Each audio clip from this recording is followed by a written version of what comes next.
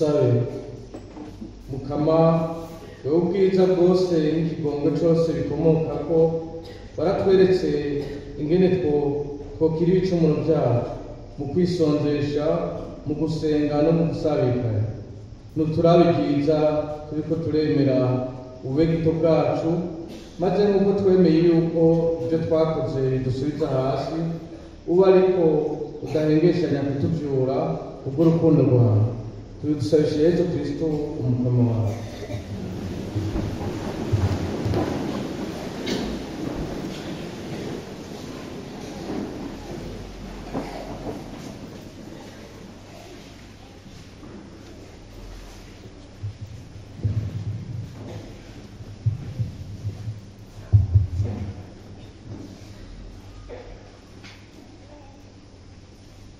Ibyo dusoma mu gitabo cy'Ubuheruka. Muri irya minsi Musa yariko araragira intama za serukwe Yetro, umusaseredoti wa Midiyani. Umunsi umwe yarazijyanye mu gahinga ashika ku musozi w'Imana witwa Horebu.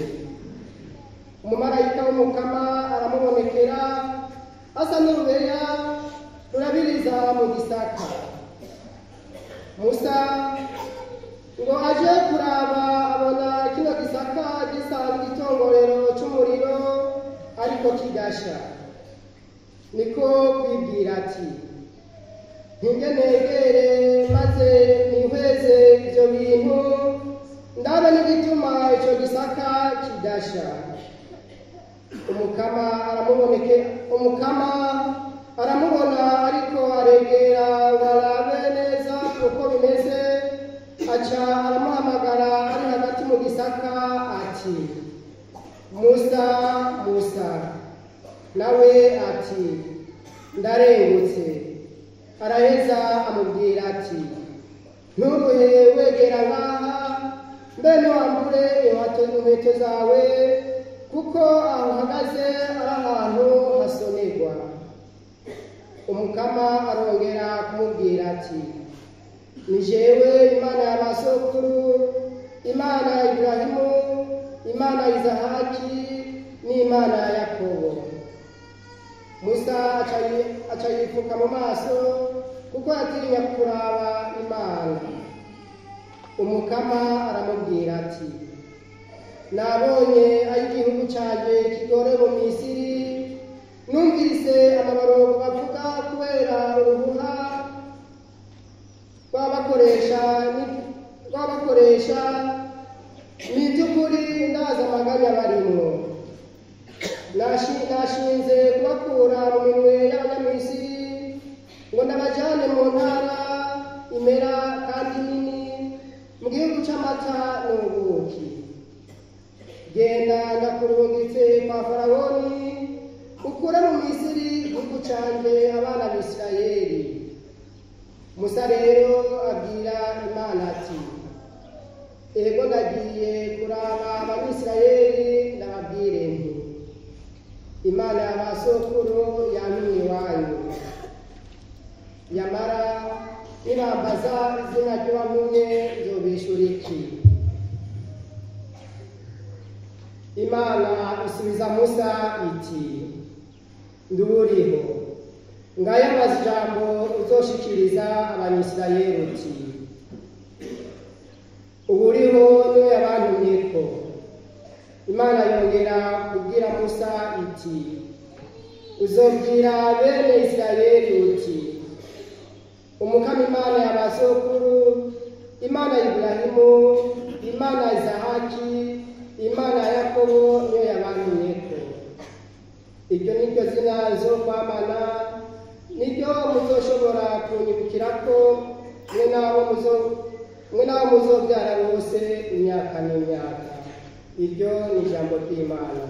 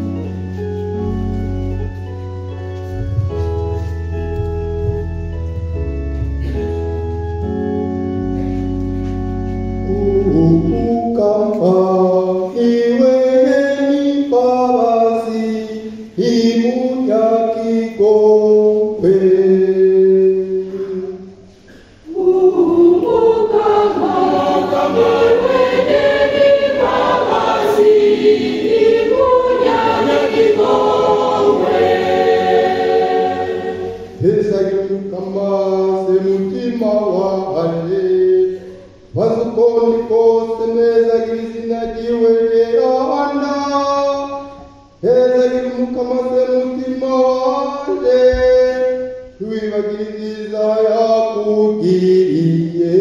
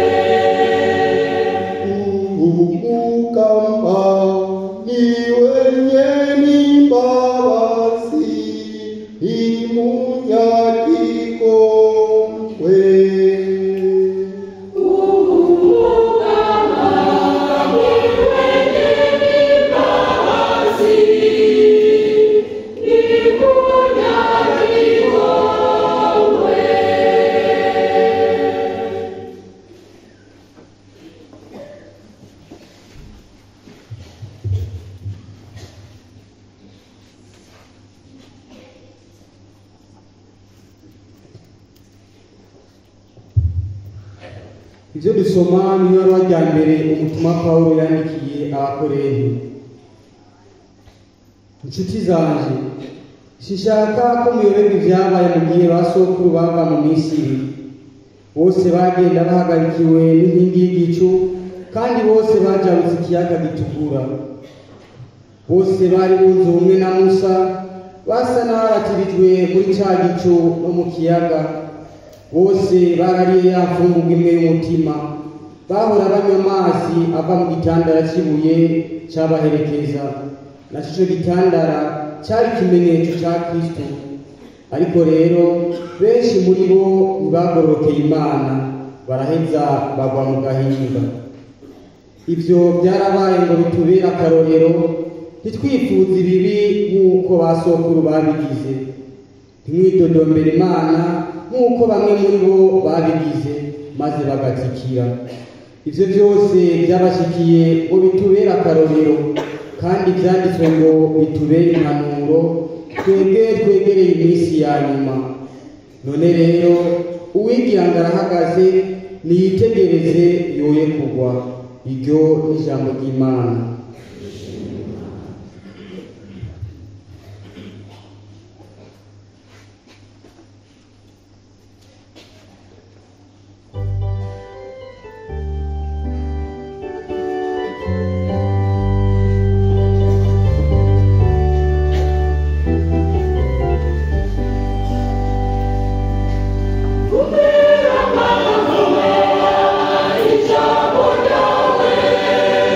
Let's go!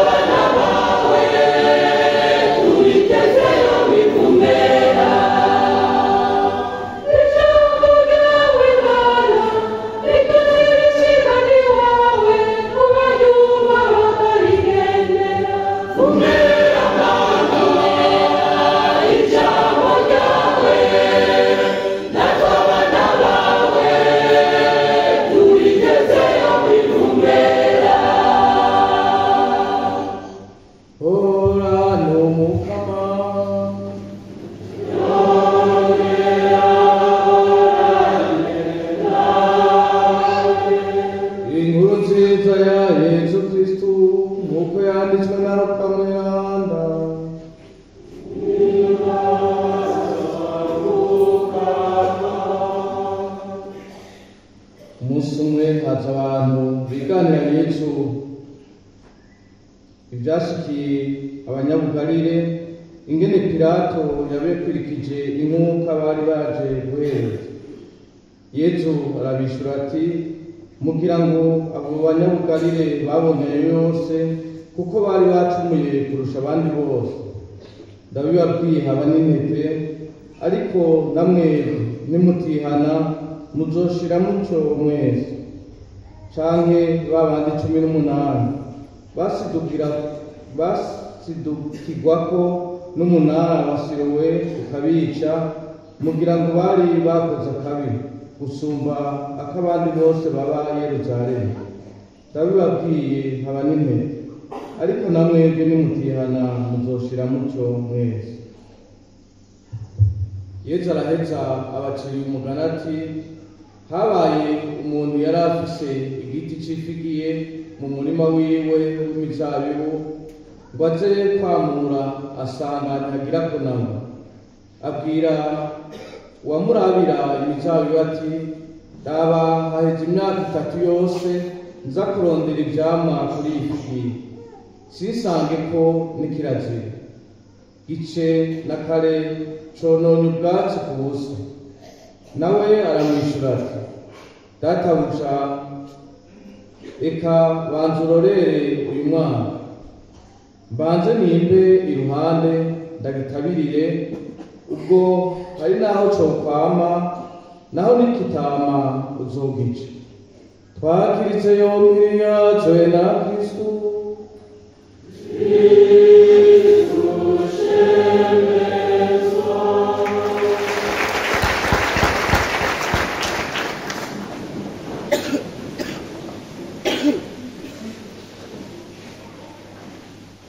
Uko nabivuze mu ntango, ubu naho turaza kumviriza inyigisho zishikirizwa n'abepiskopi bo muri Afurika yo hagati bashikiriza ababa mu karere k'ibiyaga binini, cyane cyane ko ari gusabira amahoro y'ibihugu byacu. Ijambo ry'umutwe rivuga ngo hahiriwe abaremesha amahoro. Tubisanga muri Matayo kigabane ca 5 akarango k'icenda.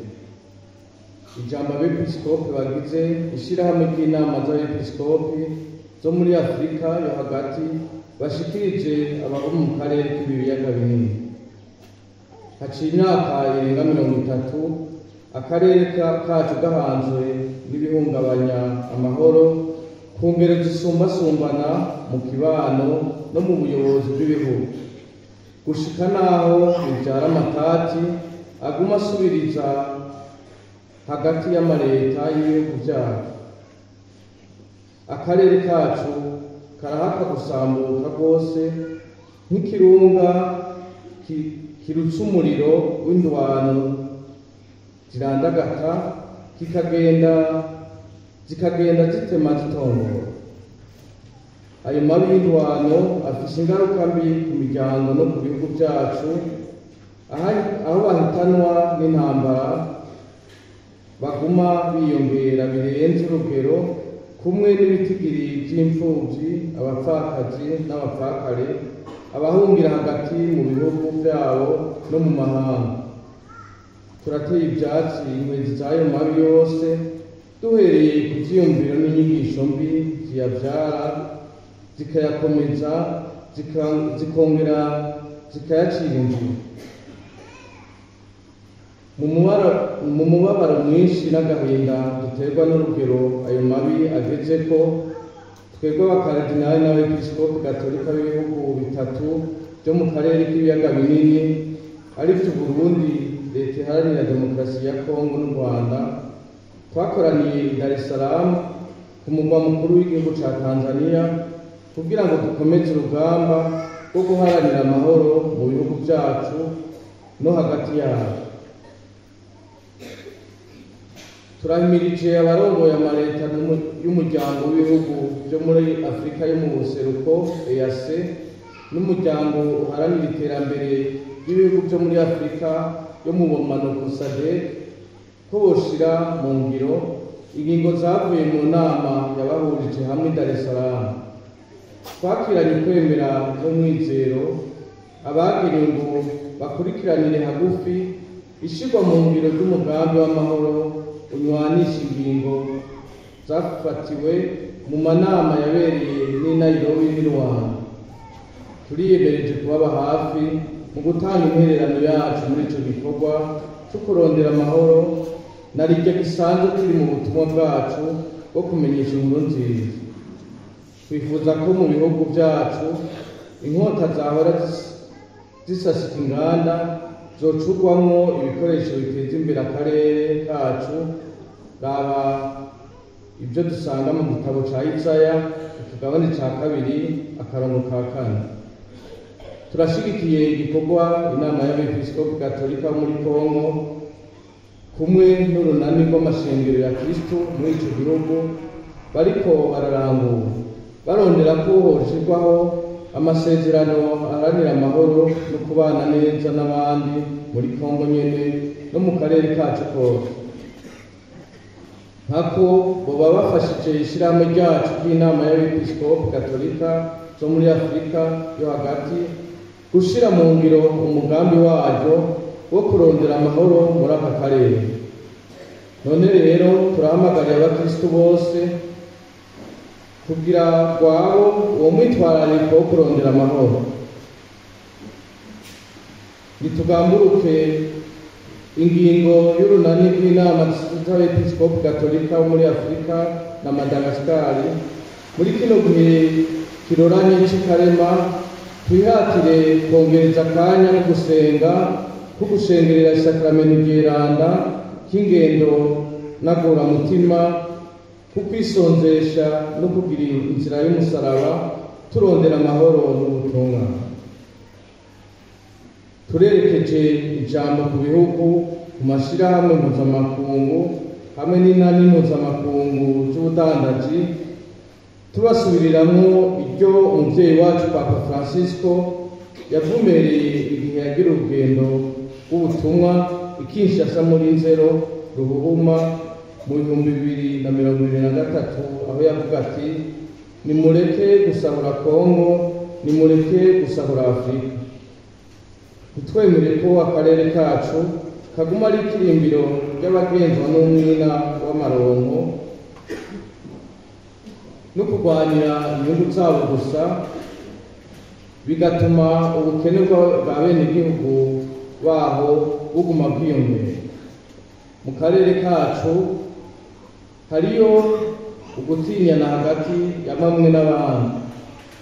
Turiyamirije ivyiyumviro n'inyigisho bisasira indava ubwicanyi byibonekeza hamwe hamwe, tugasaba ko hoba amatohoza yimbitse ku bivuga ko muri kano karere kacu habaye ibyaha by'ihonyabwoko, ibyaha byo mu ntambara n'ibyaha bihohotera agateka ka kiremwamuntu byamaze kwira inkumbi, hanyuma n'abahohotewe barenganurwe mu gateka kabo no mu burenganzira bwabo. Sivyo imbeshere imigwi yitwaje ibigwanisho isasika inganda iragwiriye muri kano karere kacu. Abari muri yo tubasaba ko bavanura n'ingendo igayitse yo kurondera kuburanira ibyo baharanira bakoresheje ibigwanisho byica abavukanyi babo. Dusabye kandi ko amaleta yoshira imbere ukwicara hamwe n'abo batavuga rumwe bakaganira iby'ubuyobozi bw'igihugu byabo ku neza ya bose. Bikira Mariya nyaguhimbazwa nakingira akarere kacu bigiriwe Dar es Salaam igenekerezo rya 2026 Ruhuma umwaka w'2025. Abakaridinali n'abepiskopi batumwe n'ishyirahamwe ry'inama z'abepiskopi Gatolika zo muri Afurika yo hagati, Karidinali Fridolin Ambongo umwepiskopi mukuru w'i Kinshasa akaba n'umukuru w'urunani rw'inama z'abepiskopi ba Afurika na Madagascar, Karidinali Antoine Kambanda umwepiskopi mukuru w'i Kigali akaba n'umukuru w'inama y'abepiskopi Gatolika y'u Rwanda, Musenyeri Jose Muko umwepiskopi w'i Idiofa akaba n'umukuru w'ishirahamwe ry'inama z'abepiskopi zo muri Afurika yo hagati.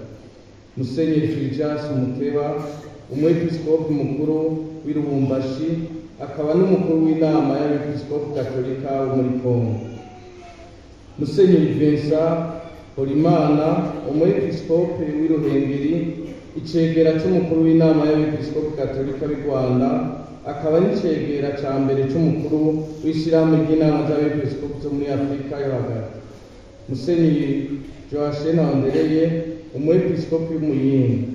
Musenyeri Felicien Mwanama, umwepiskopi w'Uruwiza, akaba arongoye igisata c'ubutungane n'amahoro mu nama y'abepiskopi Katolika muri Kongo.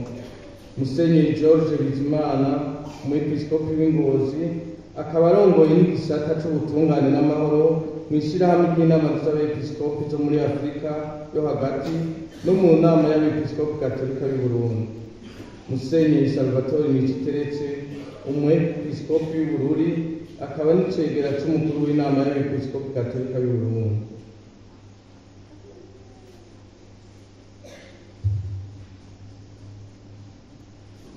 Mu guheraheza naho twumvirije ijambo rishikirizwa n'abepiskopi b'u Burundi risigura cane cane ritanga n'inyifato zishira mu ngiro ibyo duhejeje kumva muri iri tangazo.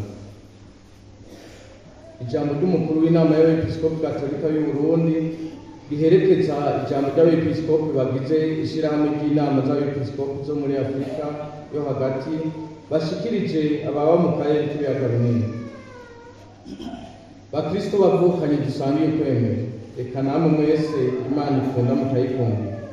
Murumvise ijambo ry'abepiskopi b'aka karere bashikirije mu bijanye n'umutekano muke urangwa mu karere no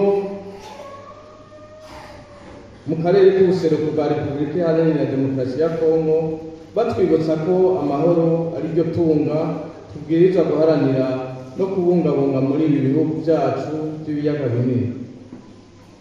Twebwe abungere banyu ngaha mu Burundi turabasabye ko mwokurikiza izi mpanuro zine tubashikirije zodufasha gushira mu ngiro.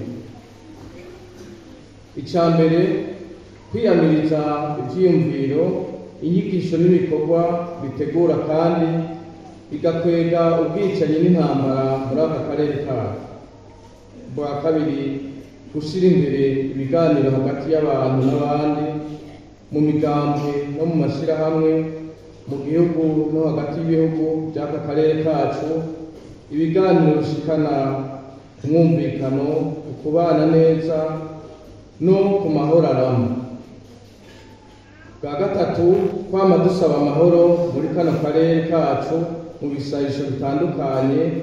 Hejuru y'ibyo turashinze igisabisho c'iminsi 3 ku matariki akurikira. Ku munsi wa kane igenekerezo rya 27 Ntwarante umwaka w'2025, isakamento ry'Iranda nigirirwe kuri altare y'Iranda mu masengero yose. Umukristo wese n'imigwi itandukanye nibarondere umwanya ukwiye wo kuza kurishengerera basaba amahoro n'ubutungane. Ku munsi wa gatanu igenekerezo rya 28 Ntwarante umwaka w'2025 ni umunsi wo gusenga no kwisonzesha bidasanzwe, tutibagiye n'inzira y'umusaraba dusaba amahoro n'ubutungane. Ku munsi wa gatandatu igenekerezo rya 29 Ntwarante umwaka w'2025 ni umunsi wo kwambaza umuvyeyi wacu Bikira Mariya, umugabekazi w'amahoro. Umukristo wese n'imigwi itandukanye nibarondere umwanya wo kuvuga ishapule no kwishikana kuri Bikira Mariya dusaba amahoro n'ubutungane. Ica kane, gutegura neza indwi y'urukundo ngo dushobore gutangana akanyamuneza, turonke ibyo dufashisha abakene bacu, tutibagiye n'impunzi zahungiye mu gihugu cyacu. Turangije tubasaba ko mwokwamana mwitwarariko ukubahiriza ubuzima bw'umuntu uwo ari we wese, gusubiza hamwe no kurekuranira, gukomeza ubutungane ngo bidushikane ku mahoro n'iterambere birama.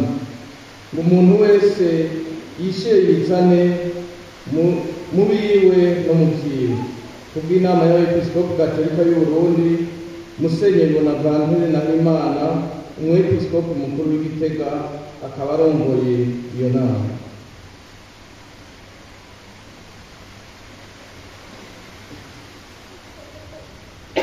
Gire Kristo, sinzi ko muvyumvise mwumva amahoro menshi canke muca mugira ubwoba. Ndiko ndasomera ijambo ejo yibeni twama dusoma aya majambo ku munsi w'Imana, umunsi duhimbaza izuka ry'umukama, umunsi duhimbaza ko yatsinze Shitani agatsinda kabi. Tukaba turi no mu gihe cy'ikarema, aho tuzi yuko twahereye Yesu agwana na Shitani hama akayitsinda ku musaraba. Rero nibaza yuko mukamani n'amahoro adusabira gusaba, mugabo tugasaba tuzi ko ari watsinze, ari we yadukoranije uno munsi, dusaba atabwoba kuko Shitani ntawe washikise uw'Imana yaremye, ariko dusaba nk'abatsinze, dusaba nk'abana b'Imana batsinze icyaha, hama tukaba tuzi yuko uwadutsindiye n'ubaganje ari we azokwamatanza imyaka n'imyaka. Amen.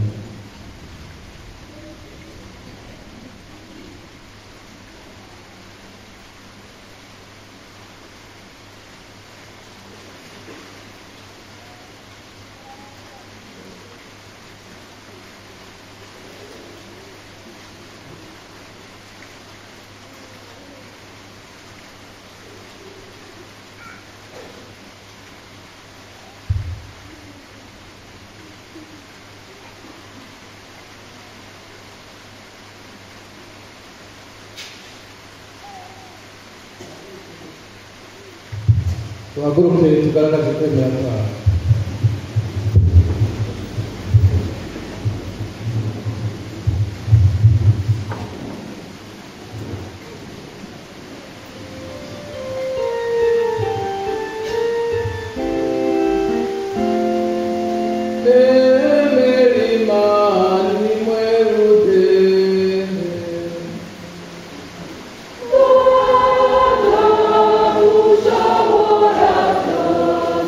Yeah.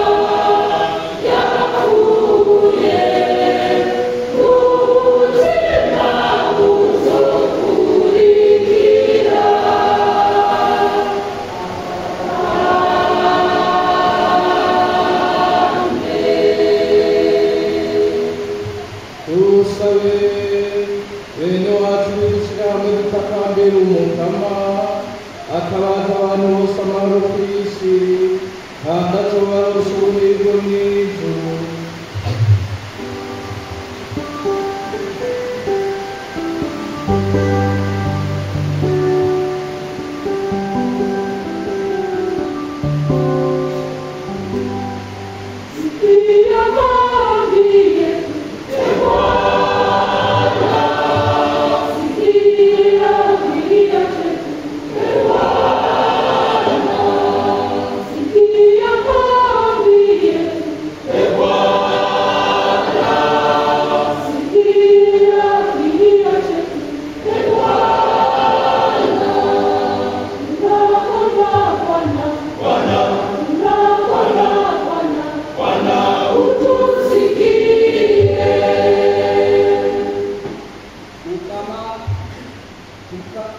Mukama ushobora byose turagukengurukiye kuri eklezia yacu mweranda waduhaye n'ubandanye widuhezagirira uhezagire n'abayirongoye Papa Francisco abepiskopi hamwe n'ababafasha muri iryo banga. Mutima wawe mweranda aguma bamurikira kugira ngo bayobore neza igihugu cyawe nka kumwe Musa yarongora abanyisirayeli. Mukama twumvire.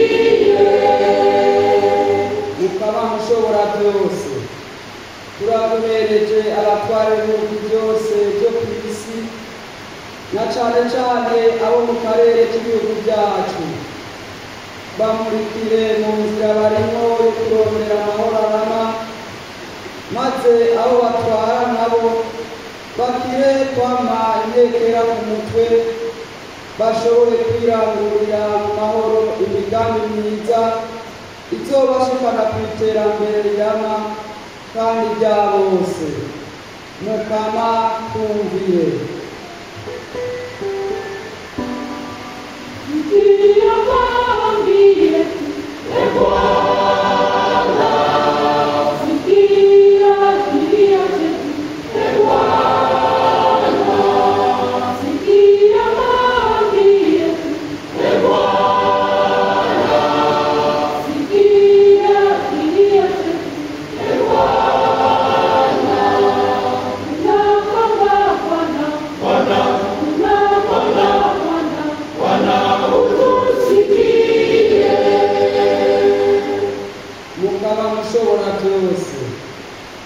Turasabiye abo bose babijwe n'imitwaro itandukanye, yaba iyo ku mutima cyangwa ku mubiri. Turonse natwe inema zawe kugira ngo dushobore kubegera, tubarasane ko muri kino gihe kiroranye cy'ikarema, maze bumve nabo ko rugira byose atabahevye. Mukama twumvire.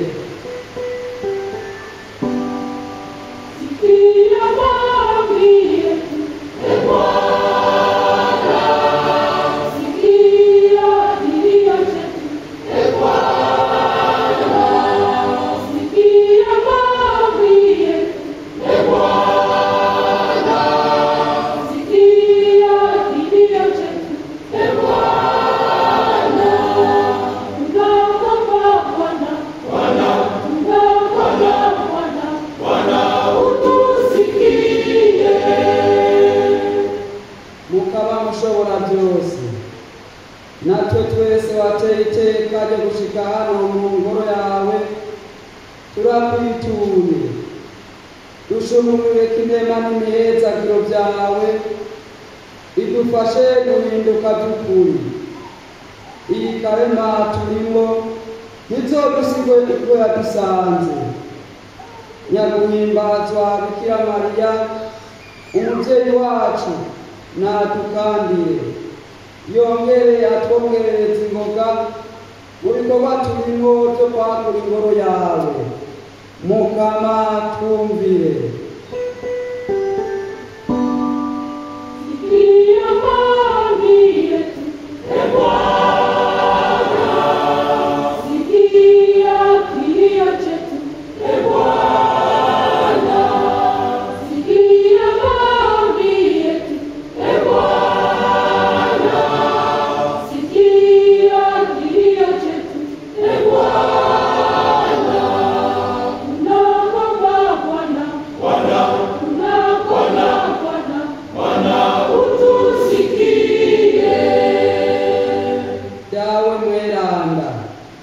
Turagukuriye ubwatsi ku basaseredoti b'imvukira utahengeshanije kutugabira. Mu myaka 100 turiko turahimbaza muri Ekleziya iri mu Burundi.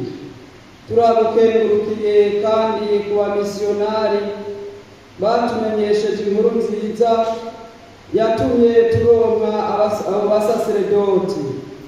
Kubw'ubutumwa bwabo waratugize igihugu c'abasaseredoti, abami n'abahanuzi.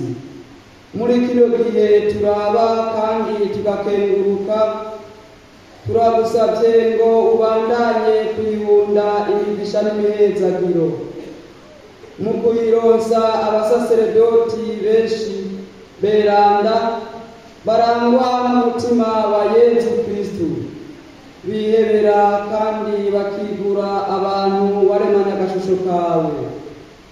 Tuboneyeho no kugusaba imbabazi kuri aho hose twanjwanjwe kuri iryo banga, kuri iyo ngabire y'ubusaseredoti busuku.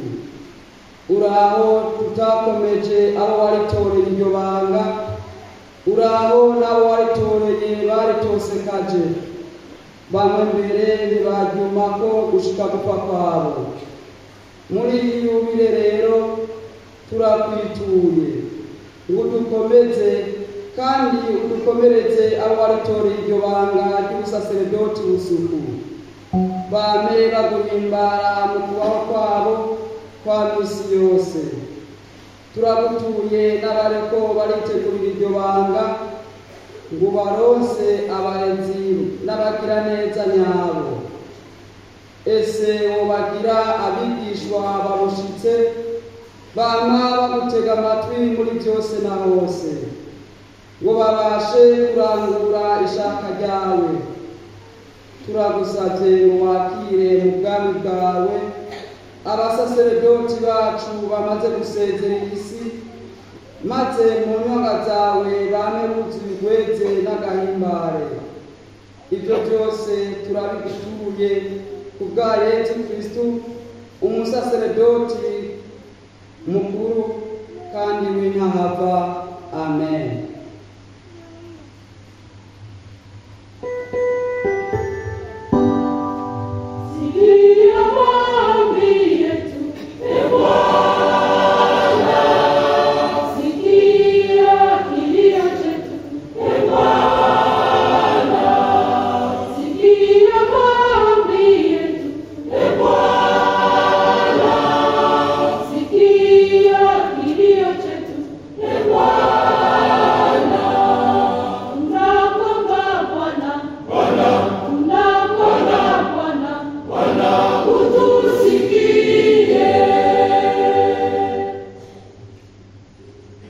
Mukama Mana yacu, we bwirukire n'amagara yacu, tega amatwi Ekleziya yawe kwambaza ibitumwe n'urukundo rugukomokako.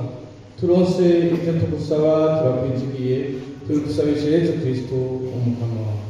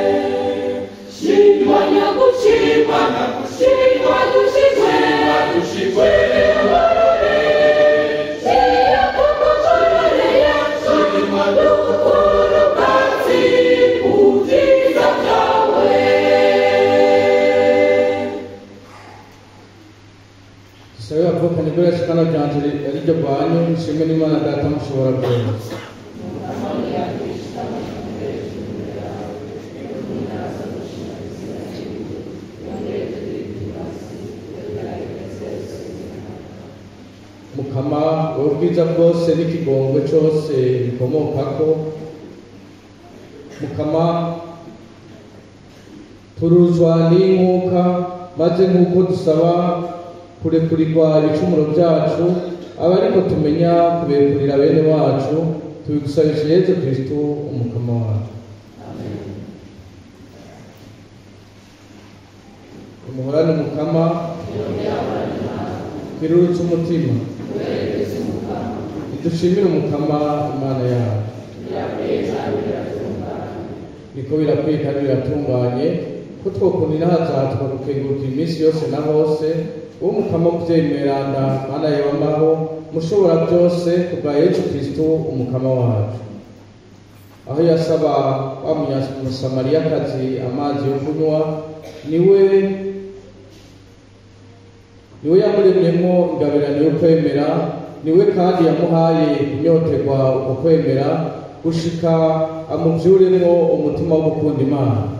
Nico bituma natwe tugukenguruke tugashemeza ubuninahazo bwawe dushize hamwe n'abamarayika bose tuvuga tuti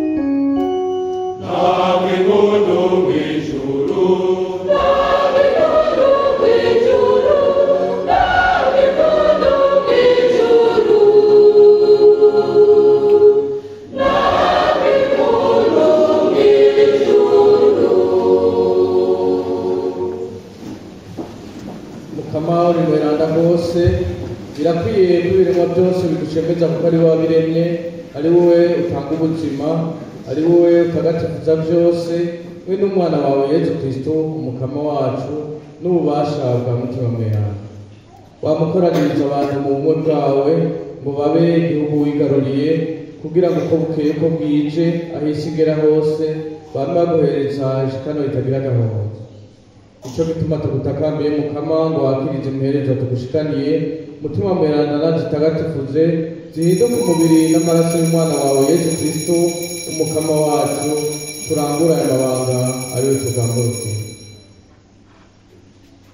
Iwe muri ryacu yafatwa yakiriye umukate, aragukengurukira, arawumanyura, awuhereza abigishwa biwe avuga ati, akire murye mwese, iki ni umubiri wanje uza gutangwa ku bwanyu.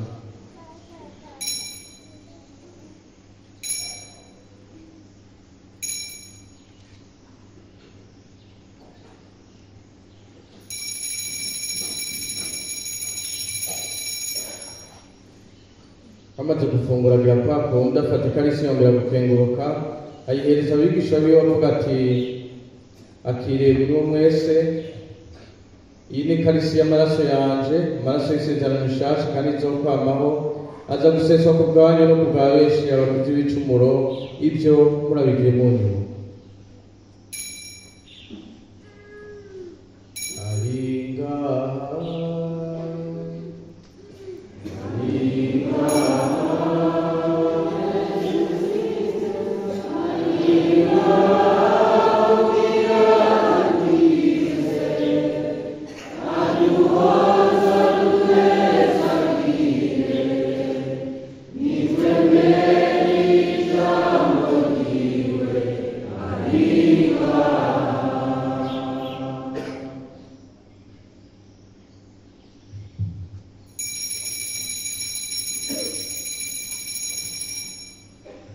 Bana Imana ibanga ryo kwemera n'agatangara.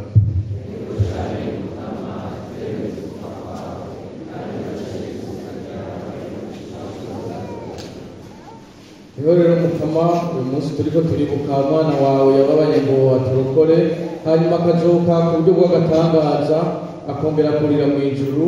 Turaguhereje dukenguruka inkuka nzima kandi ntagatifu, umwanya tukirorereye hazogarukira. Abagize Mukama ishikana ry'ekereziya yawe, kundu ryakire n'inkuka y'umwana wawe yitanze ngo dusubize mu iteka ry'abanywanyi bawe. Dutabare twamara kwakira umubiri n'amaraso yiwe, mutima mweranda kutwuzura, udufashe tuwumwe dusangire umutima muri Kristo. Ese mutima mweranda ritugira abawe bamara gushika ku nyota, tukazobasha gushikira impera yemerewe intore zawe, tugasangira ubuhigwe na Bikira Mariya muvyeyi nyaguhimbaza w'Imana, na Yosefu mweranda umukunzi wiwe, hamwe n'abatumwa n'abahigwe bapfira ibanga ryawe, n'aberanda bose twizigiye ko bama batubera mu ngoro. Turagusavye Mukama iyi nkuka itwuzurize nawe, izanire abantu bose amahoro n'ubukiriro, izanire amahoro ibihugu byacu, izanire amahoro imitima yacu. Komeza ukwemera n'urukundo rwa Kiliziya yawe ikiri ku rugendo ngaha ku isi, hamwe n'umusavyi wawe Papa Francisco, umwepiskopi wacu Gervase, n'abasanga ibanga ry'abepiskopi bose, n'abasaserdoti bose, n'igihugu cose wigaruriye. Muri iyi nkuka y'imisa twifatanya n'umuryango ugukengurukira ku kibondo cabo Benira Verne Irakoze akwije imyaka 18 y'amavuko. Mukama wandanye umuronso ubwenge n'ubwitonzi, ashobore kurangiza neza amashuri yisumbuye.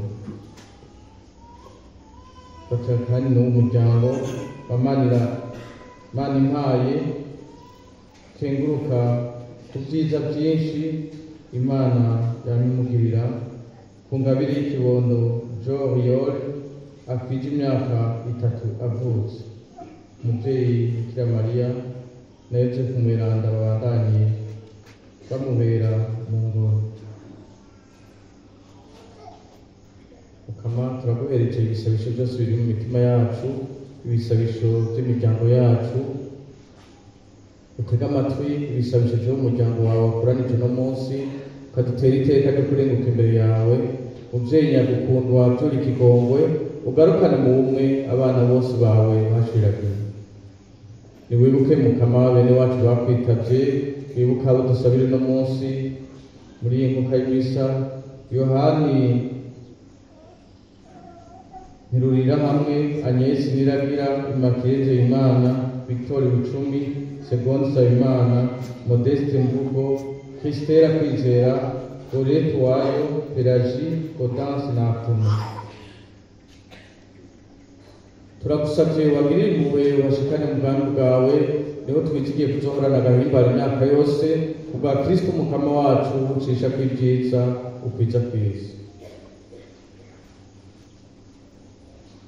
Ubwiwe hamwe nawe no muri we nyene nuterwa iteka ryo gusengwa, Mana Data mushobora byose, hamwe na mutima mutagatifu, wongera uninaje mu myaka yose.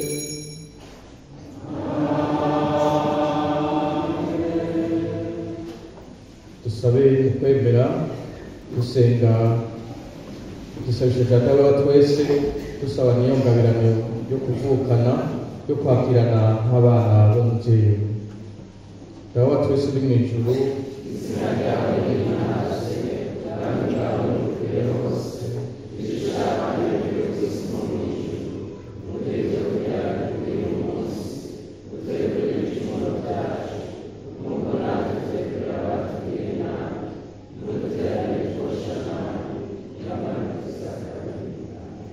Mukama turakuzavye, nudukiza akabi kose, udutabaza amahoro muri iyi minsi turimo, maze utugirire impuhwe, wamudukingira igicumuro, twameme iteka nitagira inkomanzi, turindire ubuhirwe bw'ijuru n'ihindukira ry'umucunguzi wacu Yesu Kristu.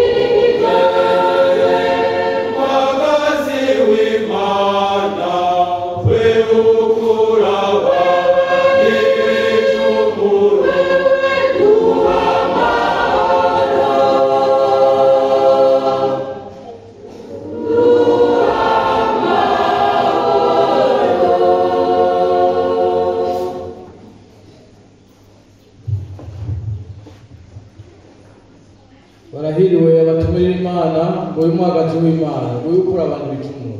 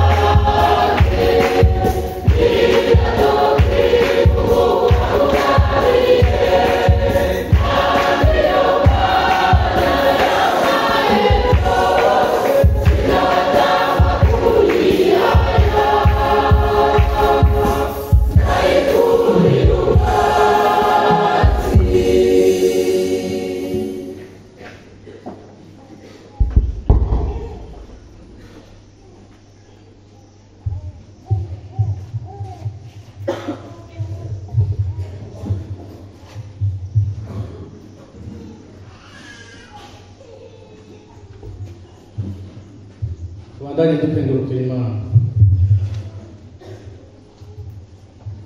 Twe tumaze kwakira ingwate y'ijuru no gufungura umukato w'ijuru nyene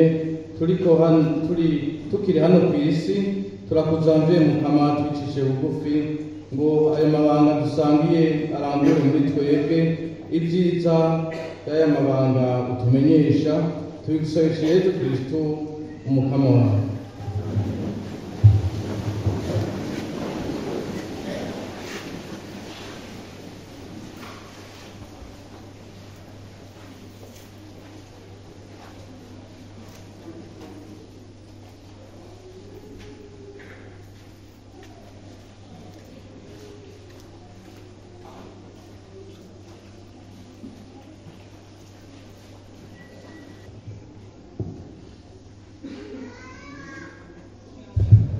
Tugere Kristo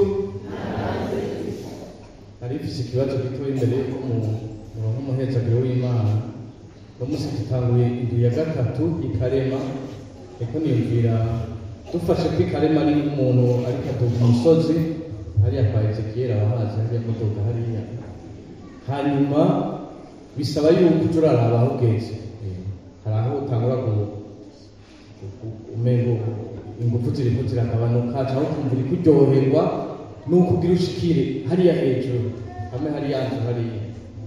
Rero no kuraba uno munsi kumbura kibazo tumukama, mbega nimba ndiko ndatuka ngeze hehe, kumbure hariyo abakiri bamugihosha batarashika no kwa tabu ntaco no gutango gatangurira ngaho kw'izone, ariko umwe wese ategereza kugira intama.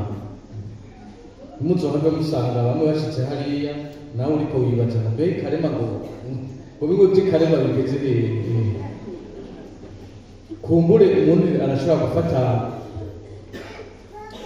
novuga akibaza yuko ariko aramanuka ava ku musozi iyo yari yaratakariye amanuka, Imana imubariye ati ntugaruke. Naho ni mu kumanuka umuntu araza bukebuke kubera hari aho usanga hanyerera, ahandi ugasanga hari amahwa, ukaza bukebuke. Naho n'umuntu aribaza ati mbega ko nta mwindwi ya gatatu akanyamuneza ko gushikira aho Imana ishaka kariko karaza, kubera tugumye twiririra ku bicumuro byacu gushika ku ipasika. Naho ni si byiza kubera uko twegera Imana niko akanyamuneza kongerekana, uko twegera Imana, uko duheba ibicumuro byacu niko imitima yacu yorora. Rero twosaba muri iyi ndwi abataratangura mutangura uno munsi, hariho umurusiya ngo yabariye Imana yaragwaye cyane arasaba gukira, hanyuma ingwara iguma ibandanya. Umunsi umwe aravuga ati Mukama, ubwo iyi ngwara si kubera naguhevye, mugabo mumfashe uno munsi ntangure kugukunda. Gutangura ni ku munsi, ariko twokwama dusaba Imana ngo iyi karema idufashe kubana yadutera intambwe kugira ngo tubandanye tuja mu nzira y'Imana.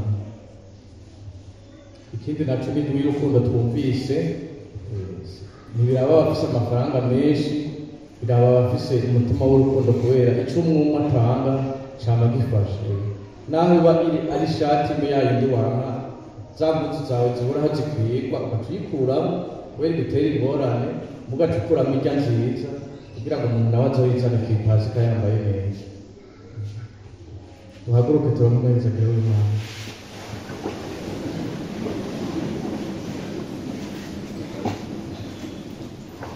Muhorane Umukama, Imana bya byose nibahezagire, Data na Mwana na Mutima Mweranda. Shenguruka n'ukweze turashikanye,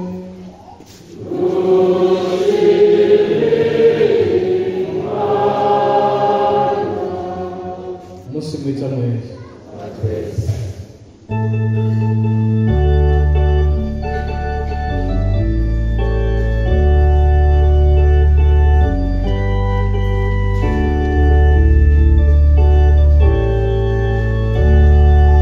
Kuiba